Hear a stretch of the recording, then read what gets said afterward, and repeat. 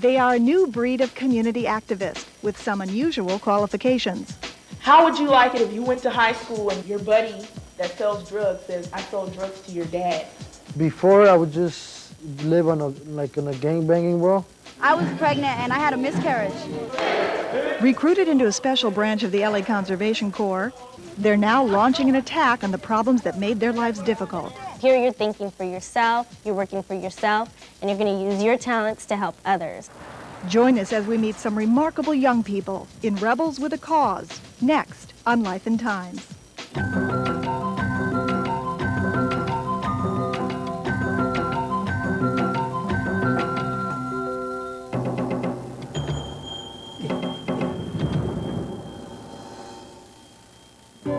Major funding for Life and Times is provided by the James Irvine Foundation, which is dedicated to the development of an informed California citizenry, with additional support from GTE, a company committed to telecommunications excellence and an open dialogue among all people.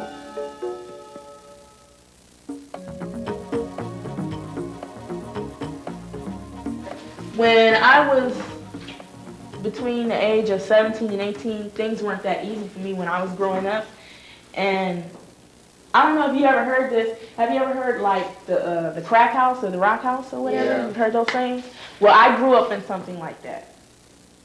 I may not look like it, I may not act like it, but I grew up in a situation like that where my stepfather, my brother's father that is, he was on drugs. Antoinette works for a special branch of the Los Angeles Conservation Corps. It's called Human Services. It's a federally funded program that employs 20 to 30 young people full-time for a year. They meet here at the LA Theater Building in downtown Los Angeles. Some of the young people, like Frank, have been in gangs and have paid a price. But the first time, I got shot right here next to my ribs, and the bullet's still there, but it's trapped between a rib and something else that the doctor said, and it won't travel. But if they want to take it out, they have to break one of my ribs. Let's look at the root cause of these problems. The Human Services program is different from many youth programs in a fundamental way. Instead of adults telling youth what to do, this program requires the young people to design and implement their own community service projects. Youth don't hesitate to take another person's life these days because of the value system. They're expected to tackle the problems that social workers and politicians have been trying to solve for decades. But are they up to the challenge? At some point, somebody's going to have to say, hey, you shot my brother, but I'm going to forgive you because I want this to stop. Carmelo Alvarez is the Human Services Director for the LA Conservation Corps. The money for the program came from federal disaster relief funds after the 1992 riots. When the uprising actually happened, it was almost like a relief, because my feeling at that time was, this has come to a head and it's exploding, it's a release, and now maybe people will begin to take us seriously. He began to recruit young people who would serve as leaders, people like Antoinette. Instead of cleaning up the streets and everything with tools, it was using your pen and your mind to clean up the streets.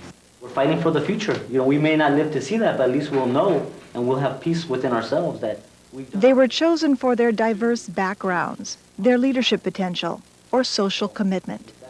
My mom's Dolores Huerta, and she's co-founder of the United Farm Workers Union, and my dad is Richard Chavez, who is brother to Cesar Chavez, so I was right in the middle of it all. Do one on, health care for teens or for young adults. I grew up having a sense of pride in myself and where I came from and knowing that I could make change. One of the first steps was to form teams or crews. Each crew targeted a particular problem. It was up to them to decide what problem they thought was most critical. Here you're thinking for yourself, you're working for yourself, and you're going to use your talents to help others. And it was like, whoa, I wanted to ask you real quick, do you want it to be other than white? Among the problems they decided to tackle, AIDS, bias in the media, gangs, and teen pregnancy. Well, in March, I was pregnant and I had a miscarriage. So from there, I knew how hard it was, and I'm 19. So I was thinking about, how about the girls that are 14 and 13 years old? So that's what motivated me. Veronica is leader of the teen pregnancy crew. You know, leave the girl with the baby. That's what most guys do. If you think you're responsible enough to have sex, you should be responsible enough to take pride in your body and the other person's body. The crew decided to start with a brochure about birth control and safe sex. With a brochure like this, we can like reach more teens our age and stuff, because they'll probably look at it and be like, yeah, you know, well, that's kind of cool, you know, so we're going to listen to that instead of, you know, like the pamphlets that the hospital give you. We see it like that. They wanted to include a condom in the brochure, but the law prohibits giving out condoms to minors. It's stupid because, like, if you do research, you'll find out that the majority of teens that are getting pregnant are between the ages of 12 to 19. And the majority, it's not like over 18, it's 17 and under that are getting pregnant at a young age.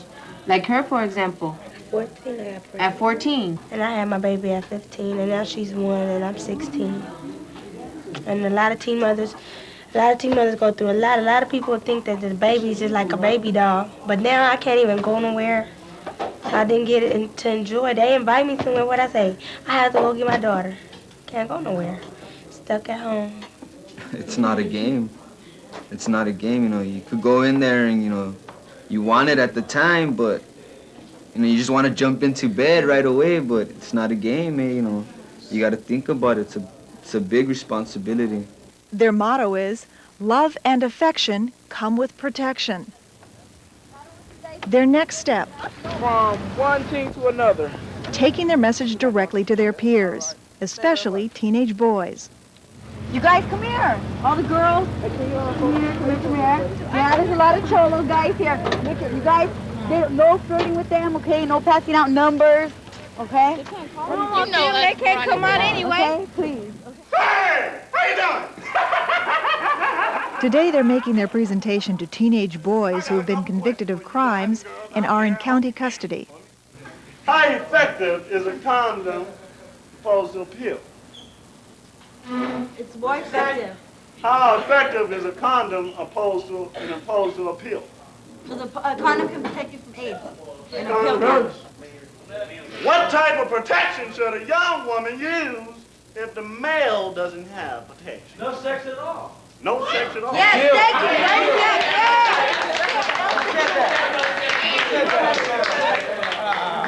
Fun. Hey, no, because a female can still catch AIDS even if she's on the pill. And even That's fun. no, wait a minute. Hold up. Wait, did you know that it's harder for a female to give male AIDS than it is for a male to give female AIDS? Did you know that? How many fathers here in America are taking care of that shit? About 20. 17%. Let me ask you this. Anybody has a child in the audience? Any father here with a child in the audience? Pick on one. Pick on father right here. At times, the Q&A became show and tell. Northwest? Show them yours. Okay, wait. Now, where does this North plant go? They want to see what it looks like. Y'all see? Y'all see them little sticks? Y'all see? Everybody see? But give the sister a hand, though, because she's taking care of her child.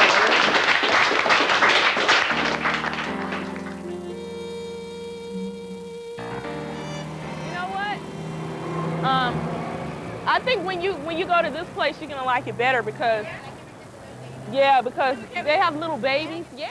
I was interested in AIDS, and that's something that not too many people wanted to get involved in. Antoinette and members of the AIDS crew are on their way to Bethesda House in downtown L.A. But it's a family shelter where, like, most of the babies have AIDS, but they look so cute and healthy.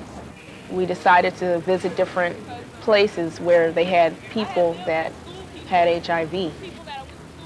1, 2, 3, 4. We're all your helpers. Oh, look. Everybody grab something, let's go.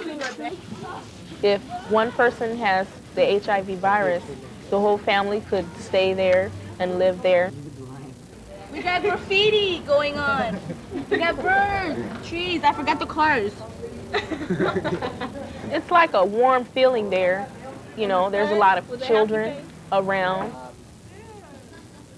They're people and they're human like us, and they don't need to be singled out or treated any less than we are. Antoinette knows how important home and families are. She was kicked out of her house when her mother and her mother's boyfriend got in a fight.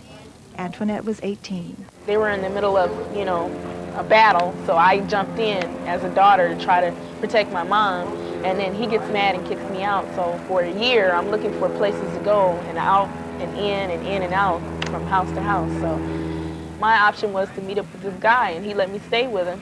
And his dad tried to take advantage of me, and I had to get out of that situation and go into another situation. So there's so many things, you know, and I've come a long ways from all of that, and I thought I was never going to get out of it. I even contemplated suicide. Antoinette and the AIDS crew also volunteer at the Carl Bean Hospice in South Central Los Angeles. This hospice is for adults. This is the TV room. It has a video game and a big screen TV, and he's usually in here. How you doing? These people have 6 months or less to live, and they need people to come and talk to them. They need somebody to listen to what they have to say. Usually they are lonely. This is like a praying closet, place where the residents can go and they can pray. You see the different symbols of the different religions, you know. And I think what they're doing right now is they're gonna start bingo, aren't they?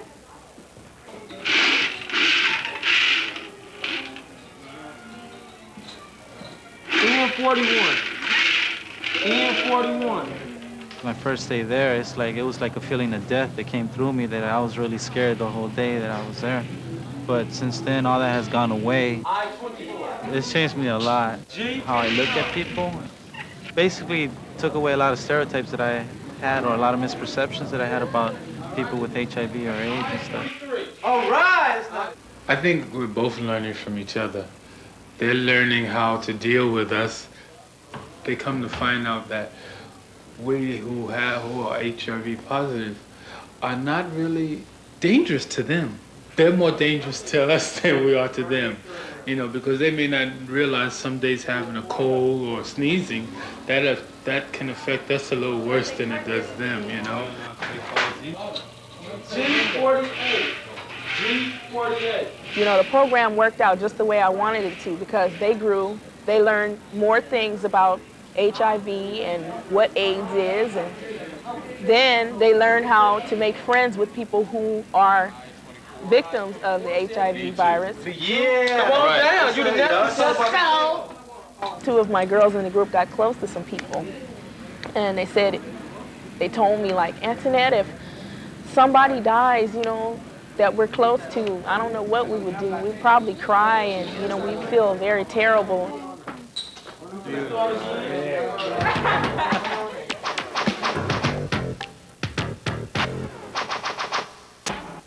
Well, I've always been really critical of the media myself, because I feel like I'm, you know, invisible in the media as far as they're concerned. You know, Latinos, Chicanos, you know, Hispanics, whatever you want to call it, don't exist. Because they feel that he said too many racial things. The media crew spends a lot of time reading newspapers and analyzing news coverage. Newspaper, whenever we're covered, it's always really negative. And cameras rolling. One way to counter that, they decided, was to produce their own news editorials.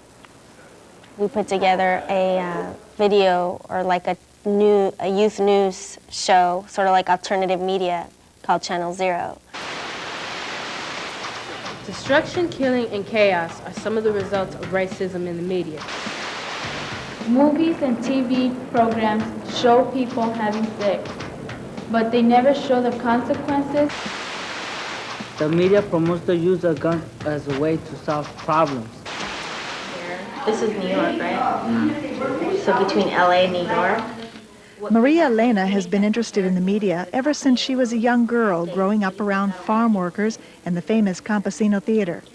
Someone who influenced me a great deal was Luis Valdez, because he started out in the United Farm Workers Union doing little actos and trying to help the farm workers in that way. So I was really inspired by him, and I was always trying to think of a way where I could find a connection to still help the union and do social work, but through theater or film or something creative. Something creative means doing the news in their own style, like using rap to anchor the news. Well, next coming up into teenage pregnancy. Babies have the babies at the age of 15. But to all the guys and girls, you need to use a condom. If you're having sex tonight, go out and find. They believe too many rap videos have negative and violent messages. They want to change that. We need to stop this violence that's going on throughout the neighborhood, through the schools, to the break of dawn. I know something in the beginning that was kind of interesting when I talked with the kids, the students, was like, they were like, well, who are we doing this for? I mean, who are we, like, helping, you know? Like, I mean, when you're cleaning a street, you know, you're doing it for the community or, you know, the city, but who are we helping? They couldn't figure it out. And I was like, oh, man. I go, you know, I just started asking them a bunch of questions, and basically it came down to, you mean we're helping ourselves? We're getting paid to help ourselves? And I was like, yeah. I just want to say to all those teenagers that It was real hard for them to grasp the concept that we're going to have a finished product, you know, a video. The media crew shows their video to teenagers in clubs, schools, and even at street fairs, wherever they have the attention of teenagers. Always question what you see on TV. And what you hear on the radio. And what you read in the newspaper. This is Channel Zero. I'm Noe Patino. I'm out of here. To me, it was like, when you get arrested, that's like being in preschool. Frank grew up around gangs. His stepfather and stepuncles were veterans of gangs, and by the time he was 9, he was in a gang. Placement is like elementary, and then when you go to the juvenile hall, it's like more like junior high, and when you go to like youth training school, which is YTS or California Youth Authority, it's like going towards high school. So I guess the people that go up to the penitentiary, that's like them graduating up to a university. By the time he was 12, he was gangbanging. I had done a drive-by on some enemies, and I had kind of like nightmares about it. I would picture on my dreams, on my nightmares, the person that I had shot. I would picture him knocking on my door and me answering, and there he was with a gun or a shotgun, and just by the time that he shot, that's when I would wake up. Frank stayed in school only so he could play on the football team, but gang life put an end to that. I liked playing football. I played for a year, and then I got shot, and I would keep on playing, but every time in practice, the bullet wound would open, and the coach said that we couldn't just go like that every time, stopping, you know, just for me to heal and then put me back in the game or whatever. So, you know, he said I was out of the team, and when he said that, you know, that's when I really started, like, you know, gangbanging real hard. In February 1989, Frank was arrested, tried, and convicted of attempted murder. His sentence, 37 years. That's when I really thought about everything that I had done and what I could have done and what other people were telling me to do. After 3.5 years, authorities were willing to grant him parole, but only if he had a full-time job to go to. His counselor suggested he contact Carmelo Alvarez at the LA Conservation Corp. He heard about me, and that he heard that I wanted, you know, that I wanted to stop gangbanging, and that I wanted to make a difference in the community.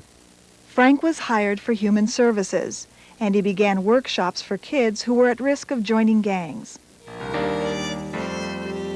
By me sharing my experiences with them on my gang workshops, it's like them going to the future and seeing themselves that that's what they're going to be at in 5 or 10 years. So most of them, they come up to me afterwards and tell me, hey, I'm glad that I came to the meeting or to the workshop because You know, I was really thinking about gangbanging. Now they say that they're either scared or that they don't want to go through jail or get killed. And to me, that's a great satisfaction.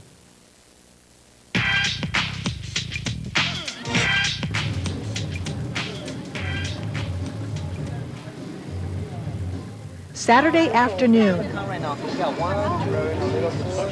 the Human Services team takes its message to the street. Let Robert or Carmelo know that's the only way I'm gonna change the music. The pavilion at Venice Beach becomes a kind of street school. We're out here promoting peace among all the races, respect for women, respect for all nationalities. All right, all youth out there, we're not all gangbangers. But this group could be the first and last of the Human Services program. The problem? Finding another $400,000 that would keep the program running for a second year. We received this disaster relief grant to start this project, but with the tremendous disaster in the Mississippi River Delta, the chance of us getting a second year of funds kind of went down the river. They're hoping to save the program with local grants and money from President Clinton's new National Service Program. We don't see ourselves just conserving natural resources, but also conserving our communities and conserving ourselves. It's not as simple as it. But if there's one thing these young people have learned, it's that government programs can only do so much. It's not in the programs because everybody think, well, if we had this program and that program, everything would be peaches and cream. It's not going to be about flowers and cake all your life. The program, it doesn't have anything to do with helping people. It's people helping people, if people are down to help people. But it's not too many people that's down. The program costs an average of $15,000 a year per youth. Carmelo Alvarez considers that a small price to pay to change lives. I think the results speak for themselves. If you talk to the young people and they're able to articulate what the issues are and also the solutions to those problems, then I feel satisfied with what we've done. It's just the beginning. Don't let me spill it. Whatever the fate of Human Services, these young people are armed with practical experience and big plans. What I want to do in life is I want to use what God has given me to try to serve other people. It's humbled me. I guess I could say that, and it's made me want to serve people in whatever way I can. I plan to go to school and take up nursing as a full-time career. So that should be something to look forward to. I want to make movies someday that will, give people confidence and let them believe that they can make change. I wrote a letter to my dad, which he passed away, saying that, how come he still has me down here on the earth, But then, as the letter goes on, I say that maybe because he has a purpose for me. And I think that, this is a purpose, me sharing my life to change other people's lives. And, and I know that he's looking at me right now and being really proud of me. So I feel real lucky.